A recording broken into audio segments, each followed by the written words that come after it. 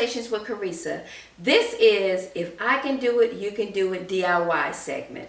I'm going to build a 2-tier stand like this, wooden stand, for my kitchen. I am creating a mini smoothie bar, and this stand is a little too tall and too short. So I'm going to build one that's a little shorter and a little wider for that area. Okay, so I'm going to show you the tools that I'm going to use. I went ahead and pre-cut all of my wood, but what I'm using for the wood is a 4-inch, this is a 4-inch wood that came, I think, 36 inches long. So I'll be using this as the base for all of my legs and my rails. Then I will be using a 3-inch plywood that will be used for my top. So I had this cut in half, and then I am going to glue this together to widen the top portion of it. This is going to be a 2-tier. The tools that I am using, just make sure you get your measuring tape and your pencil so that you can mark all your cuts. And I'm going to use a hacksaw, or I used a hacksaw, the miter box, and I did a straight cut on the miter box. The liquid nail glue, I got this at my local hardware store. So I'll be using nail glue. I will be using the nail glue throughout. I won't be using regular nails. This is going to be my adhesive for locking all of my pieces together. And then I also will be using a 150 grit sanding paper, and this is only to sand the areas where I made the cut so that all of my pieces will be flushed against each other. The wood pretty much came smooth anyway. I might go over it a little lightly just to kind of, to get out whatever little rough areas that I see.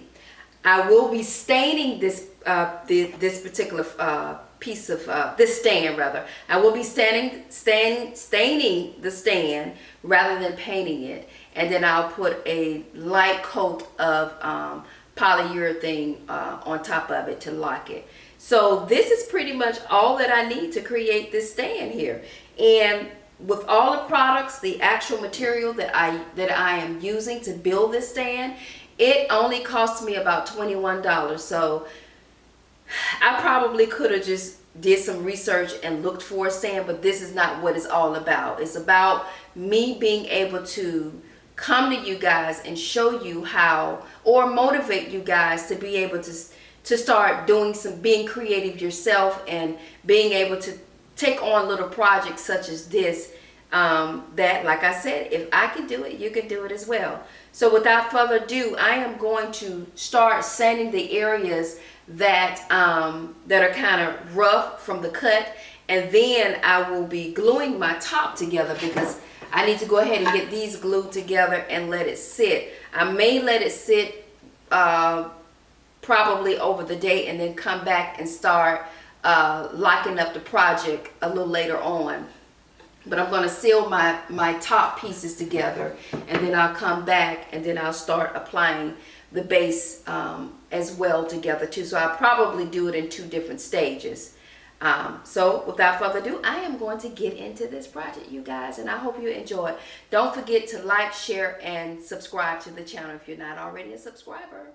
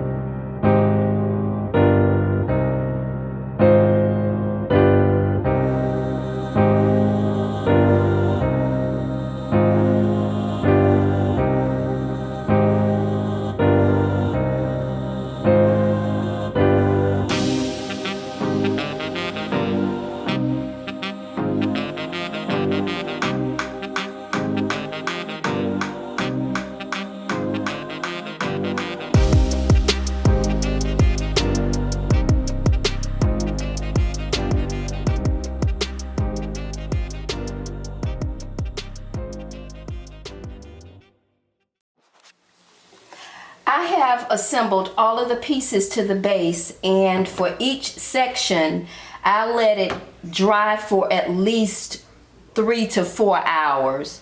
And you have to do that because the liquid nail that I use, and I did not use any actual nails, but just the liquid nails. So you have to give ample time for each of the sections to dry, because it will slide if you try to add your other pieces to the base. So I just went ahead and allowed at least 3 to 4 hours for each section to dry. So now I'm going to apply the base to the top.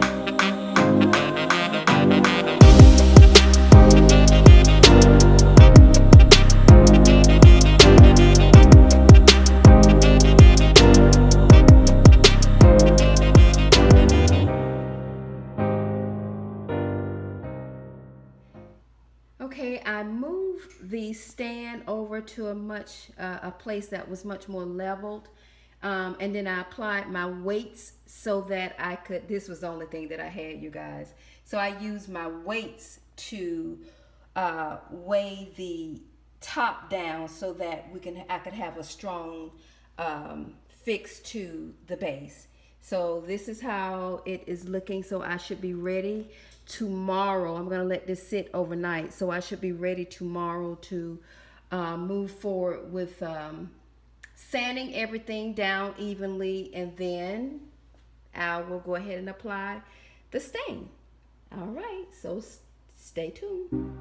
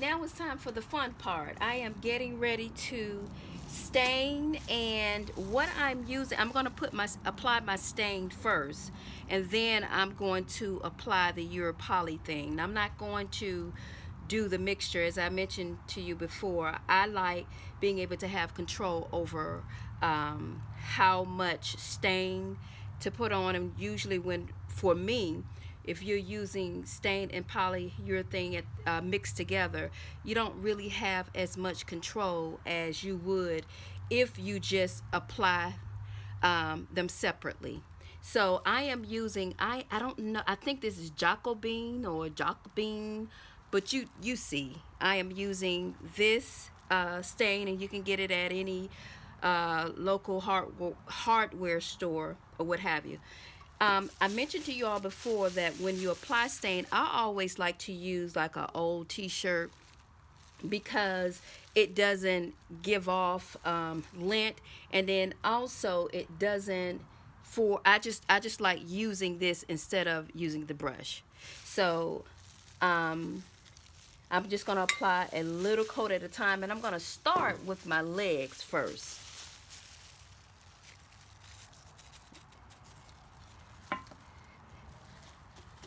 Ooh, okay. Let's see how this is going to turn out. It looks pretty good so far. I don't know how many coats I'm going to apply. I'm just going to do it according to my liking rather.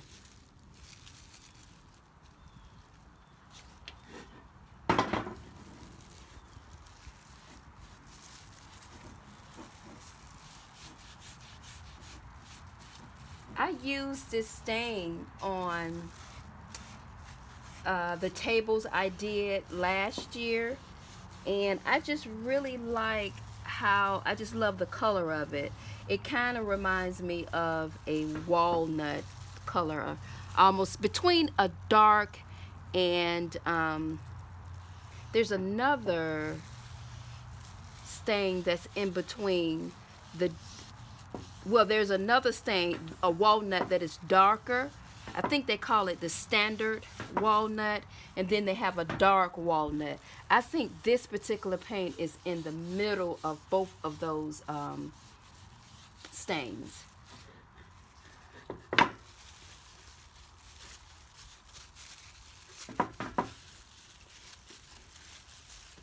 I know I'm going to apply another coat to this. Just kind of get on the insides. I did not want to stain the pieces separately. I guess because of the fear of when you're putting your wood finish on it. Well, not your wood finish, but when you're putting your glue, like your nail glue or your wooden glue, that it was just kind of going to mess it up, and then I was going to have to turn around and redo it anyway. So I just decided to do just all in one time. Just kind of put it together and just do the staining by itself.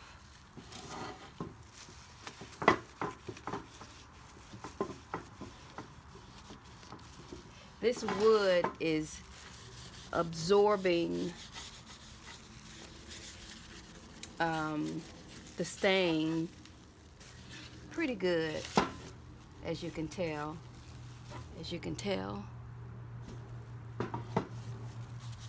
Okay, as you can see.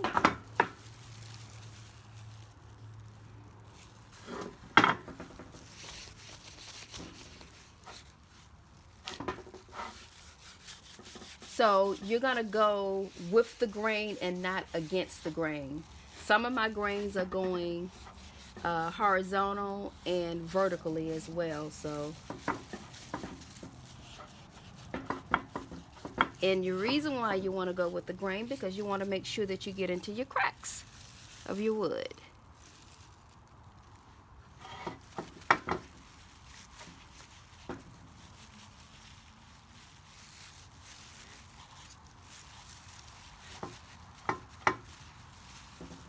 Like I said, this is the fun part of it all, is applying the stain so you can see your finished work.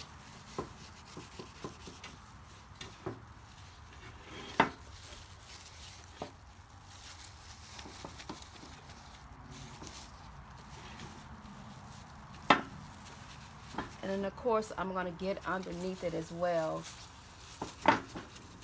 But I am going to probably be the paint that the stain that you're going to see the most, the outer portion of the stain. I'm going to put more emphasis on the stain, making sure that it's stained according to how I want it to look.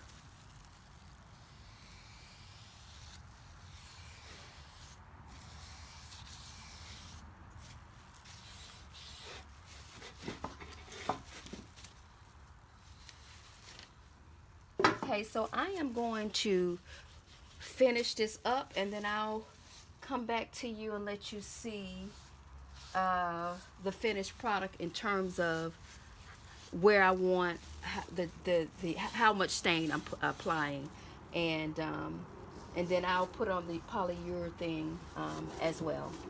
Okay. Okay, I am done applying the stain. I put about 3 coats on the stand, and what's interesting is that what I thought was a mishap after I put the stain on the stand. If you see the little light area up in here, that is actually glue, nail glue that I tried to get up. I tried to sand it off, and I thought I had gotten it all off in all these little different areas, but I didn't. So when I look at this, it actually turned out to be really nice. In fact, better than I even thought this was going to turn out. I like the character. I like the different. It looks like it's kind of like I'm thinking that it's kind of like rustic light, but I may be getting it wrong, but I like this look. I like the fact that it has some imperfections in here, and it just made it look even better. So I am going to apply the polyurethane. This is a satin polyurethane. So I'm going to apply. I think I'm just going to do 1 coat, but I'll just see how it turns out. But I'm going to go ahead and apply that now.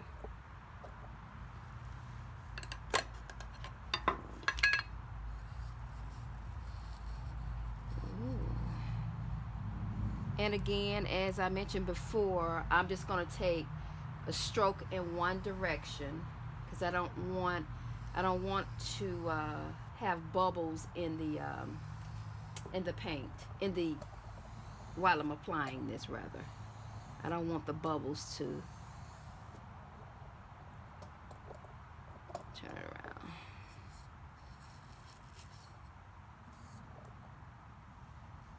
But it really turned out nicer than I anticipated.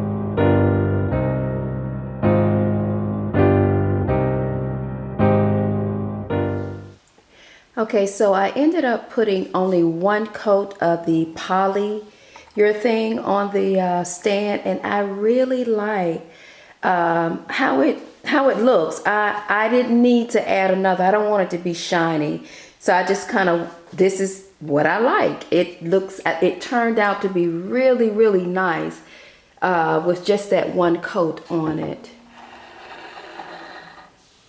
Yes, I am. I really had fun with this project. I didn't know what to expect, as I mentioned before.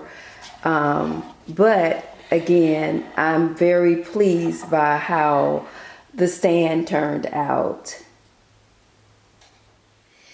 Okay, so now I want to show you again what inspired me to build this stand. And again, this stand was too tall and it was a little too it was a lot too short for what I'm trying to do over in the little area that I'm going to create this mini smoothie bar. So this is the stand, you guys, and I just kind of looked at it and measured the area where I wanted the new stand to go into, and just kind of cut it in half and kind of extended it out as far as this stand is concerned. So this is the inspiration, you guys, and this is the end results. Isn't this beautiful? I am, like I said, I am just so pleased by how the stand turned out. What I deemed was a mishap turned out to be the best thing that could have ever happened for this stand, because as I mentioned before, it gave it character, and I wasn't going for character at the time, just something simple, but I am so inspired by how this stand turned out. Also, if you don't want to go for a look like this with the mishap with the glue or what have you, I suggest that you be very careful and just to make sure that you have everything. Don't let the glue dry on your wood. Make sure you just wipe it up really quick so that you won't, if you don't like this look. But if you do, you can just get as messy as you would like to be when you, or any type of work that you're doing, when you're staining or what have you. But this is the end results, and again, like I said, I'm very pleased, and I will show you in another video where I placed the stand, and as I mentioned, it's going to be at the mini smoothie bar. Okay, until next time, I really want you guys to like, subscribe, and to share this video. Please share the video, and I will have my measurements to this stand posted as well, if I haven't already done it. But anyway, you'll be able to just make sure you have all the necessary equipment you need to start your project. Okay, until next time, I will holler at you later. Bye.